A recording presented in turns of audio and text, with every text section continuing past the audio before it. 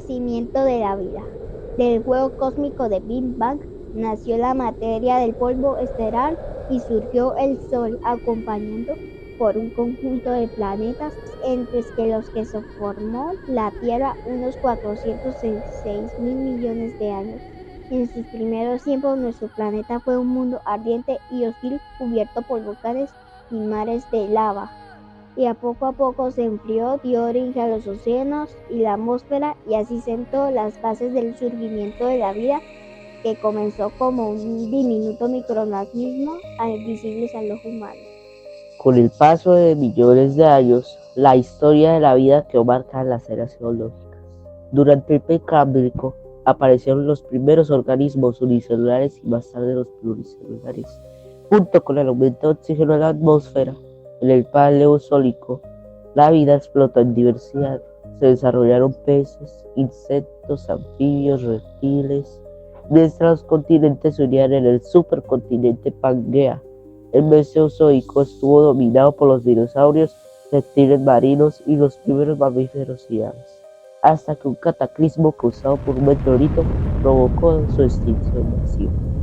Finalmente, en el Cenozoico, los mamíferos se expandieron y dominaron el planeta. Los continentes adquirieron su forma actual y grandes cordilleras se elevaron hacia el cielo.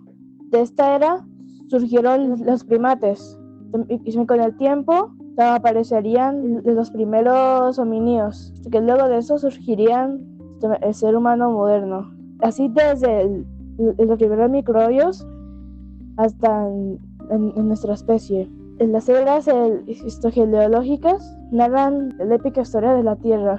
Un planeta forjado en el fuego de las estrellas y se transformó por la vía a lo largo de miles de millones de años, creando un hermoso paraíso con diversas y espectaculares especies de un delicado equilibrio, el cual también es nuestra responsabilidad cuidar y proteger. ¿Sabían que la transición de la industrialización fue uno de los cambios más grandes de la historia? Sí, antes del siglo XVIII todo se construía a mano o con herramientas simples. Claro, el carbono fue clave para el proceso de combustión, liberando grandes cantidades de energía. Un ejemplo sería el carbono al reaccionarlo con el oxígeno molecular, produciendo dióxido de carbono. Esa energía permitía mover máquinas de vapor, siendo más poderosa tanto como la fuerza humana o animal. La máquina de vapor fue un antes y un después. Permitió mover telares, trenes y barcos. Gracias a eso, la producción se multiplicó y las ciudades empezaron a crecer rápidamente. Y no solo era la energía, también hubo avances químicos. Por ejemplo, descubrieron los procesos para producir soda cáustica y ácido sulfúrico, usados en jabones, vidrios y textiles. Eso hizo que productos de lujo se volvieran accesibles para más gente. Sí, la metalurgia fue revolucionario por el coque, el derivado del carbón. El hierro se fundía en altos hornos y producía óxido de hierro que reaccionaba con el monóxido de carbono y producía hierro y dióxido de carbono. Y así empezó la creación en masa del acero. Aunque ojo, no todo fue positivo. La migración del campo a la ciudad provocó hacinamiento, malas condiciones de vida y jornadas laborales de 14 horas. Los niños trabajaban en fábricas o en minas. Además, la contaminación, el humo de las fábricas tenía dióxido de azufre, el cual al mezclarse con agua producía lluvias ácidas, las cuales dañaban edificios, cultivos y dañaban los pulmones de las personas. Exacto, y a eso se le sumaba la falta de alcantarillado o agua potable en los barrios obreros. Enfermedades como el cólera se propagaban fácilmente. Aún así, sin la industrialización, no teníamos locomotoras, electricidad, motores de combustión o telecomunicaciones. Fue el inicio de la modernidad. Esta reacción fue clave para la segunda revolución industrial. Se pasó de depender del vapor a depender del petróleo. En la medicina también hubieron cambios gracias a la ciencia. Se crearon vacunas, anestesias, medicamentos que salvaron millones de vidas. Gracias a la industrialización se transformó la ciencia. No olvidemos la electricidad. Al dominarla aparecieron bombillas, fábricas eléctricas y sistemas de comunicación como el telégrafo. Eso cambió la forma de vivir. Pero con cada avance también crecieron los problemas ambientales. Más emisiones de dióxido de carbono, uso excesivo de combustibles fósiles y ríos llenos de desechos industriales. Eso conecta con lo que vivimos hoy. Ahora hablamos de una cuarta revolución industrial con digitalización, inteligencias artificiales y energías renovables. Y no olvidemos de otros procesos químicos que nacieron en esa época. Por ejemplo, el proceso de Haber-Bosch para conseguir amoníaco. El proceso era el nitrógeno al reaccionar con el hidrógeno producía amoníaco y eso ayudó a crear fertilizantes que ayudaron a alimentar a muchas personas en el mundo. Sería como la nueva máquina de vapor de nuestro tiempo, una tecnología capaz de cambiarlo todo. Aunque todavía falta mucho, la transición actual es tan complicada como la del siglo XVIII, porque implica cambiar toda la base energética y la manera en que producimos. Y en lo social hay similitudes. Antes se explotaba a los obreros en fábricas. Hoy se discute sobre la explotación digital en empleados precarios y en el impacto de la automatización. Es como si la historia se repitiera, pero con nuevos protagonistas y nuevas tecnologías. Entonces podemos decir que la industrialización son una serie de reacciones químicas, tecnológicas y sociales que siguen transformando el mundo. Exacto. Ahora pasamos de un proceso del carbón al proceso químico. Y ahora intentamos de pasar a los químicos verdes y a las energías limpias. En conclusión, la transición de la industrialización no terminó, solo cambió de etapa y nosotros somos parte de ella. Siempre nos dicen que el cambio climático es un problema mundial, pero si miramos bien, Colombia es un laboratorio vivo de estos efectos, nevados que desaparecen, sequías extremas e inundaciones fuertes.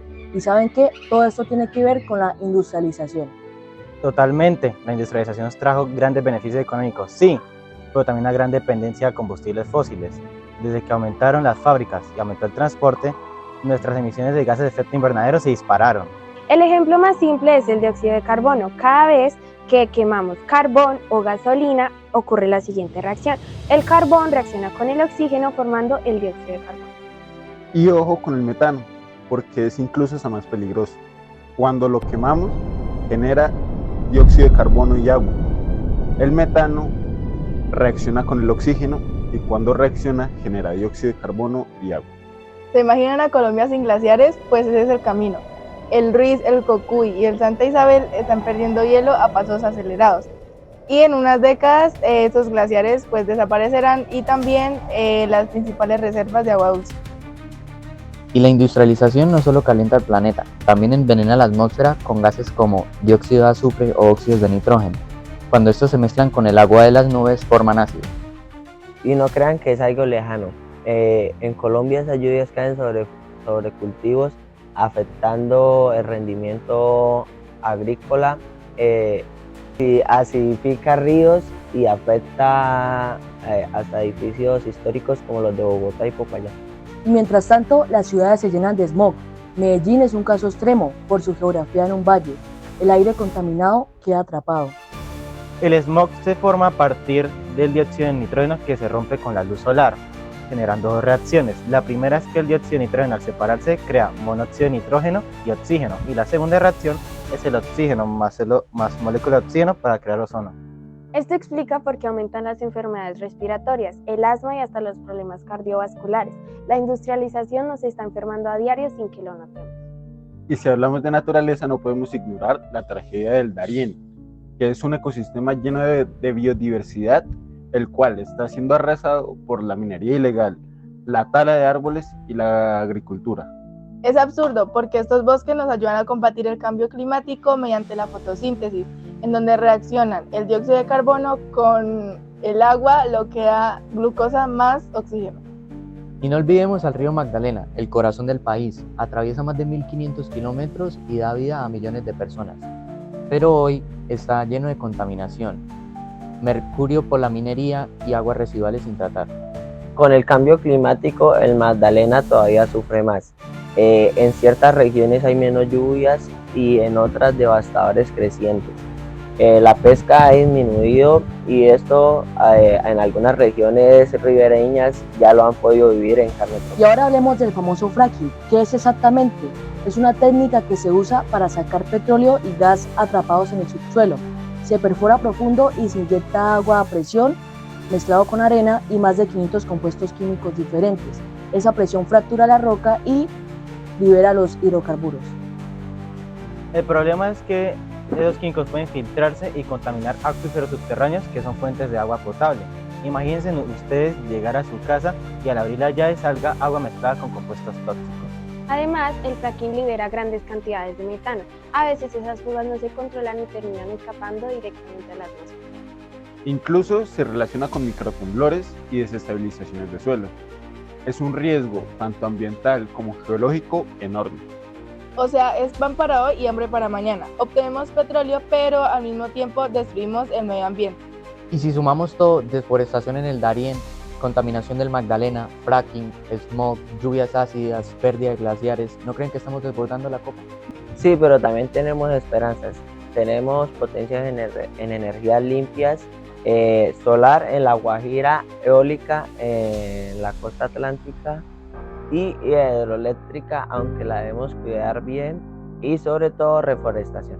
La industrialización nos dio desarrollo, sí, pero nos está cobrando factura. Si seguimos igual, los efectos climáticos en Colombia podrían ser devastadores, pero si tomamos acción, todavía estamos a tiempo para escribir un futuro mejor. El futuro de Colombia depende de lo que hagamos hoy.